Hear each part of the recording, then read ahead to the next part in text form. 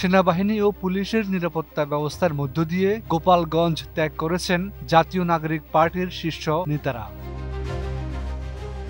16 জুলাই বুধবার বিকেলে সেনাবাহিনীর সাজোয়াজানে করে এনসিপি নেতাদের নিরাপদে সরিয়ে নেওয়া হয়। প্রত্যক্ষদর্শীরা জানিয়েছেন, এ সময় সার্জিস আলম, হাসনাত আব্দুল্লাহ ও আক্তার হোসেনকে গাড়িতে উঠতে দেখা যায়। শেকড় থেকে শিখরে। এর আগে দুপুরে গোপালগঞ্জের চৌরঙ্গি মোড়ে সমাবেশ শেষে ফেরার পথে এনসিপি নেতাদের গাড়িবহরে হামলা চালায় নিষিদ্ধ ঘোষিত ছাত্রলীগ ও নিষ্ক্রিয় আওয়ামী লীগের নেতাকর্মীরা। এ সময় এনসিপি নেতারা গোপালগঞ্জ পুলিশ সুপারের কার্যালয়ে আশ্রয় নেন। হামলার পর পৌর পার্ক এলাকা রণক্ষেত্রে পরিণত হয়। শেষ খবর পাওয়া পর্যন্ত শহরের বিভিন্ন এলাকায় দফায় দফায় সংঘর্ষ চলছে।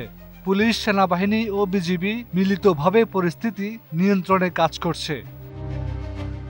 পরিস্থিতি সামাল দিতে ইতিমধ্যে দেশজুড়ে 144 ধারা জারি করেছে প্রশাসন। নিরাপত্তা জোরদারে 4 প্লাটুন বিজিবি মোতায়েন করা হয়েছে। শেকড় থেকে শিখরে। এনসিপি দাবি করেছে, তাদের শান্তিপূর্ণ কর্মসূচিতে পরিকল্পিতভাবে হামলা চালানো হয়েছে। হাফিজুল্লাহ, 21 টেলিভিশন।